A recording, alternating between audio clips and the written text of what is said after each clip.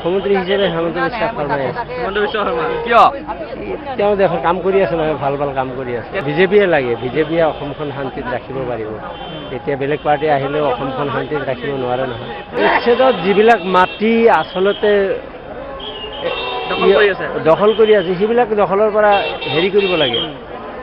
আৰু যিবিলাক মেধি পাট্টাৰ মাটি আছে সেইখিনি নকৰিলেই হ'ল, হয় নে নহয়? এই নগৰপৰা কামৰূপত। কি নাম আপোনাৰ? আব্দুল হামিদ আহমেদ। মানে কেনেকুৱা লাগিল আজি? ভাল লাগিছিল। কি বিচাৰিছিলে যে যি এটা ভাল লগা অসমৰ আমাৰ উন্নতিৰ কাৰণে কি হয় সেইটোৱেতো অলপ শুনবাৰ কাৰণে, পৰিৱেশটো জনাৰ কাৰণে। মুখ্যমন্ত্ৰী হিচাপে কাক বিচাৰিছিলে? মুখ্যমন্ত্ৰী হিচাপে হেমন্ত বিশ্ব শৰ্মাই আছে। হিমন্ত বিশ্ব শৰ্মা কিয়? তেওঁ দেশৰ কাম কৰি আছে নহয়, ভাল ভাল কাম কৰি আছে। কেনেকুৱা কাম কৰিছে?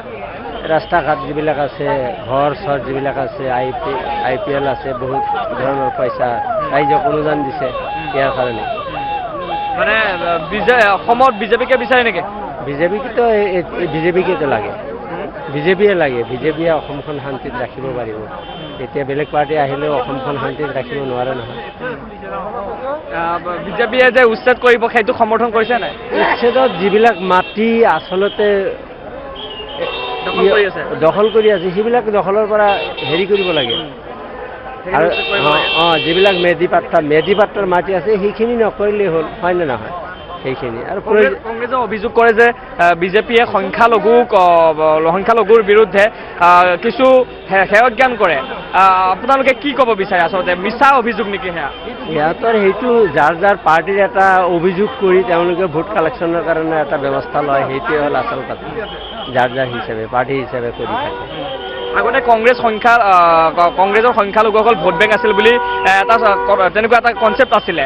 এতিয়া কি কয়? এতিয়া সেইটো নাই। এতিয়া কংগ্ৰেছৰ ভোট বেংক হিচাপে এতিয়া নাই। এতিয়া কংগ্ৰেছে চব ঠাইত নাপায়। এতিয়া আৰু সংখ্যালঘু ৰাইজক ঠগাব নোৱাৰে কোনো নেতাই। হয়, কোনো নেতাই মানে সেইবিলাক এখন সৃষ্টিকৰ্তা মালিক আছে নহয়, মালিকৰ ইচ্ছা তাক যি কৰিব লাগে কৰি আছে। আপোনালোক বিজেপিৰ লগত?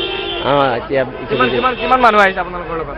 বহু মানুহ আহিছে। ঠিক আছে।